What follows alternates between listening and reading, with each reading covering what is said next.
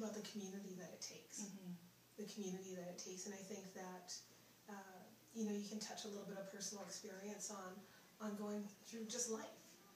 So you know, you can take somebody who is educated, has family supports, all those pieces, and something as simple as a change in marital status means that well, you have to figure out lawyer bills and how to do daycare and all the other parts and pieces that go with that. Can you imagine not having the community supports as well?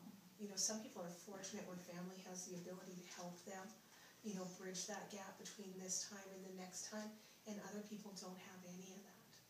And you think about some of the generational pieces too, right? So sometimes, there's recently a thing on Oprah, and it was about the 5 C's, but one that keeps resonating for me when you think about what Neighbourlink does is circumstance.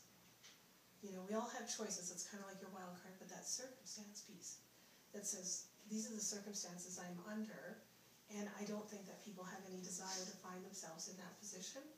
But often when you're left there, trying to pick up the pieces is hard enough, never mind where am I going to get diapers and formula, and how am I going to bring that all together, and the stress that's added to the well-being can be a precipitating factor for much larger issues like mental health.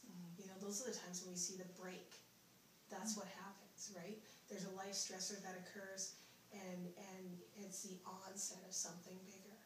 And so when I think about, you know, just what we deem the basic necessities, and how that actually can provide that needed support. Like I'm a mom. I'm a mom. You're a mom. I think about what if I can't pay for the heating bill? What if I have to make a choice between food and electricity, or food and gas to get to my job? How do you start to make those really tough choices? And Neighbourlink eliminates that stress for them. So I really think that that's what it does, right? And when you can do that, the chances that being able to pull yourself out of one of those things that can happen in life, and it is quite common, you know, it's not one of those ones where you can sit around and go, never going to be me, because we just don't know. Economic decline, increase in cost of living, you know, I think there's a lot of Calgarians that live on that border. And so if you can bridge that gap without having it trigger any longer, more lasting effects and contribute to the well-being of the mom and the family, you have a better success rate at keeping them on track and not having to go all the way down that scale, right? And again, it's generational. So if you think of the circumstances when that happens, what happens if she doesn't, you know, mom doesn't get help, if we aren't able to help them? Well, mental health and depression and anxiety and all the things that kick in, and then they start to have an inability to participate in life. And how does that translate to early childhood development and my kids?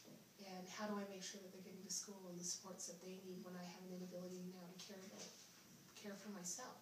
Not because I had a desire, but just because something happened and nobody was there to help me, right? And that's, you know, I know it sounds, but it's simple things, and there's research to support that, right? So you think about how critical that is, and again, I go back to I'm a mom. I'm a mom, and you know fundamentally what's needed to provide those, you know, that foundation for success, right? And when that's not there, the detriment that can be, and how far does that precipitate? You know, so does little Angela start to have troubles in school? You know, are they ashamed or embarrassed to have people in their home? So the kids start to have a lack of ability to form that community that they need for themselves as well, right? And so I always have a little bit of a laugh when we think about basic necessities. You know, basic necessities go a long way, go a long, long way in someone's well-being.